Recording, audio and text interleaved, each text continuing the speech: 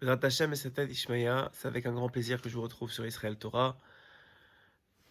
À la demande de Israël Torah, je veux vous partager ce que dit Rabbeinu sur la Géoula, sur le processus de la Géoula, le processus de la délivrance, puisqu'on est à l'approche de Pessah.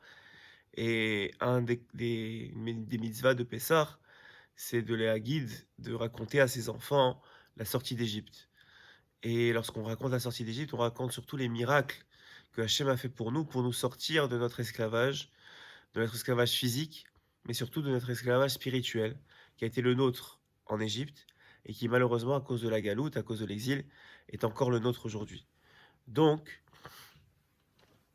je voudrais partager une idée sur le principe de la Géoula, évidemment basé encore une fois sur les enseignements de Rabbi Nachman de Breslev, qui nous enseigne la chose suivante.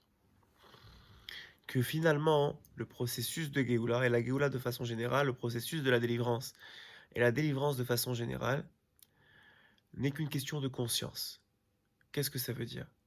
Ça veut dire que les gens s'attendent à beaucoup de changements, peut-être physiques, quotidiens.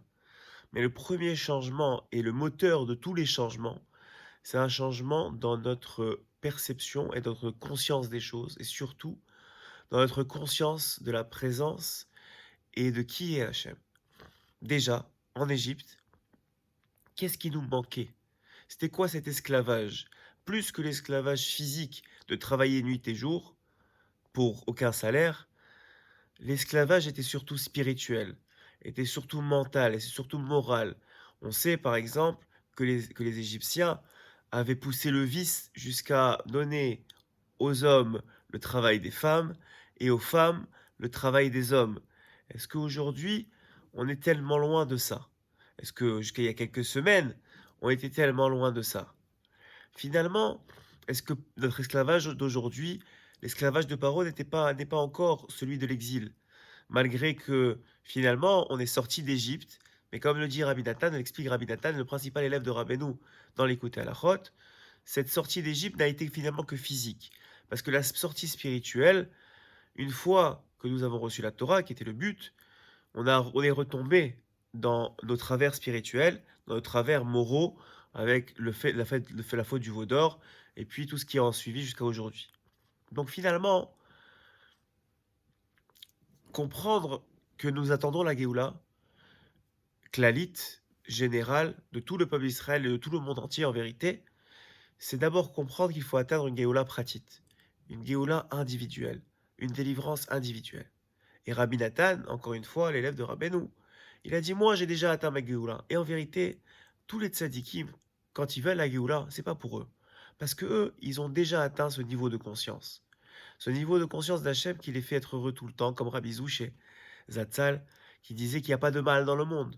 Et d'autres tzadikim qui ont atteint ce niveau de conscience tellement grand que ici ou le Olam Haba, il n'y a plus de différence pour eux.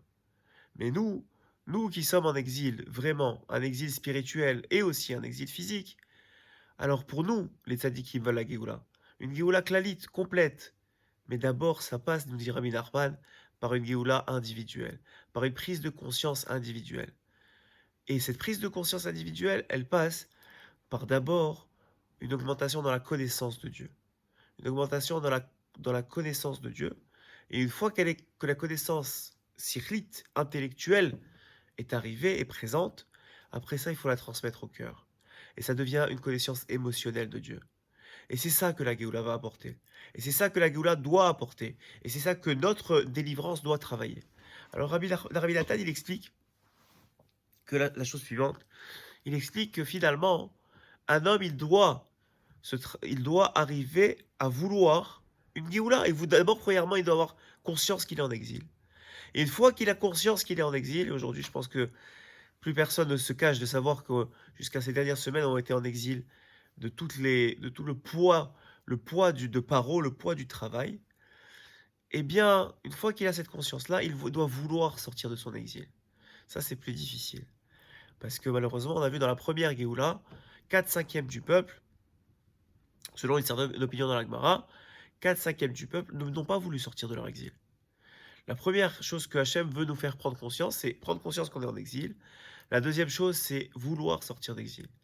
Et la troisième chose, c'est une fois qu'on veut, il faut trouver les moyens pour en sortir. Et là, arrivent les tzadikim, et en particulier Rabbi Nachman de Breslev, mais tous les tzadikim de façon générale, parce qu'ils sont là pour nous montrer la voie. Comment sortir de notre exil spirituel, de notre exil émotionnel, et même finalement de notre exil physique qui sera la dernière étape de la Géoula. Donc finalement, comment on sort de là? Eh bien, comment on sort de là? En suivant les conseils des tzadikim. Rabbi Nachman a écrit un livre, en vérité compilé par son élève Rabbi Nathan, un livre qui s'appelle L'Ikouté Etzot, le livre des conseils, qui reprend tous les conseils qui sont consignés dans le L'Ikouté Moharan. Et on voit finalement que tous les conseils sont là pour t'amener à une plus grande conscience d'Hachem, à une plus grande vie avec Akadosh Baruch Hu, à une plus grande, à un plus grand sentiment de présence d'Hachem. Et ce sentiment, cette conscience-là, va t'amener à devenir meilleur, à faire les efforts qu'il faut, à faire les mitzvot avec cœur, etc., etc., etc. Et quelqu'un qui fait ça, qui vit comme ça, il est déjà dans la Géoula. Il a déjà une Géoula pratique. Et lui, il peut amener les autres, dit nous dit Rabbi Nachman, à une Géoula pratique aussi, à une Géoula individuelle. Jusqu'à que chacun contamine de joie, de bonheur, de Emouna son prochain, et qu'on arrive à une Géoula clavite. Et c'est ce que va faire le Mashiach. Nous dit Rabbeinu Akadosh dans Écoutez Moran. Et car Klezeno shel Mashiach, l'essentiel du Klezeno, de l'arme, de l'épée du Mashiach, hu atfila, ça va être la prière. Parce que la prise de conscience de la présence d'Hachem passe d'abord par la tfila, passe d'abord par la prière. Qu'est-ce qui se passait en Égypte? Moshe Rabbeinu, aussi grand qu'il était obligé de sortir d'Égypte pour parler avec Hachem. Parce que la Toum'a, l'exil que imposait l'Égypte, c'était d'abord un exil qui empêchait de lever la tête au ciel et de parler avec Akadosh Baruch Hu, de faire Idbo des doutes, de prendre du temps sur cet esclavage qui durait 24 heures sur 24 pour pouvoir se connecter et parler avec Hachem. Et encore aujourd'hui, jusqu'à il y a quelques jours, le poids du monde nous empêchait de prendre du temps pour l'essentiel, se connecter avec le Créateur, avec celui qui nous a créés, avec celui qui nous donne la vie, avec celui qui maintient notre vie. Et là encore, Rabbeinu nous donne un conseil extraordinaire, peut-être le premier de tous les conseils. Commence à parler dans ta langue maternelle, avec Akadosh Baruch Hu, tout seul, là où tu es. Prends le temps de parler avec lui, de lui raconter ta journée, comme à un ami, de lui dire tes inquiétudes, tes peurs, tes envies, tes désirs, de parler avec Akadosh Baruch Hu. C'est la première Géoula. C'est la première prise de conscience. C'est le premier pas vers le chemin de la délivrance individuelle. Le fait de mettre Hachem dans sa vie en parlant avec lui, en lui racontant notre vie, en lui demandant de l'aide, en lui disant merci.